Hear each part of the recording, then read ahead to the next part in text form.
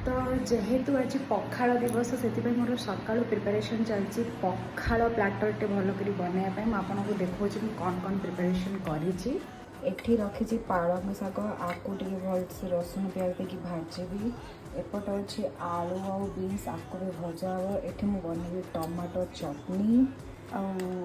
आठी रहा